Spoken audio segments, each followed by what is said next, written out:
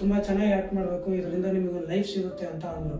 ನಾನು ಅದು ಇಷ್ಟು ದಿನ ಕಷ್ಟಪಟ್ಟದಕ್ಕೆ ಇವಾಗಾದರೂ ನಮಗೆಲ್ಲೋ ಒಂದು ದಡ ಸಿಕ್ತು ಅಲ್ಲ ಅಂತ ನಾನು ತುಂಬ ಖುಷಿಯಿಂದ ಇದ್ದೆ.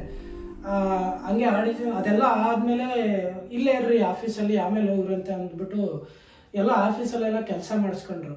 ಅಂದರೆ ಅವರು ಬೆಡ್ ಎಲ್ಲ ಕ್ಲೀನ್ ಮಾಡಿಸ್ಕೊಂಡ್ರು, ಮತ್ತು ಮೇಲೆ ಟಾಪಲ್ಲಿ ಇರೋದೆಲ್ಲ ಹಳೆ ಬೆಳೆದೆಲ್ಲ ಕ್ಲೀನ್ ಮಾಡಿಸ್ಕೊಂಡು ಎಲ್ಲ ನಾಳೆ ಸೆಟ್ ಪ್ರಾಪರ್ಟೀಸ್ ಎಲ್ಲ ಹೆಲ್ಪ್ ಮಾಡಿರಿ ಅಂತ ಹೇಳಿ ಮನೆಯೆಲ್ಲ ಕ್ಲೀನ್ ಮಾಡಿಸಿ ನೆಲ ಕೂಡ ಒರೆಸಿದ್ರು.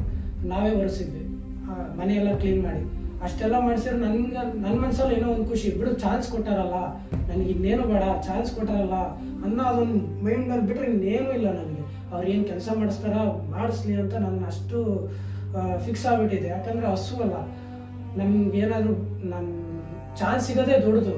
ಅದು ನಮ್ಮಂಥ ಬಡ ಕಲಾವಿದರಿಗೆ ಚಾನ್ಸ್ ಸಿಗೋದೇ ದೊಡ್ಡದು. ಚಾನ್ಸ್ ಸಿಕ್ಕೋದು ತೂರ್ಕೊಂಡ್ಬಿಡ್ಬೇಕು.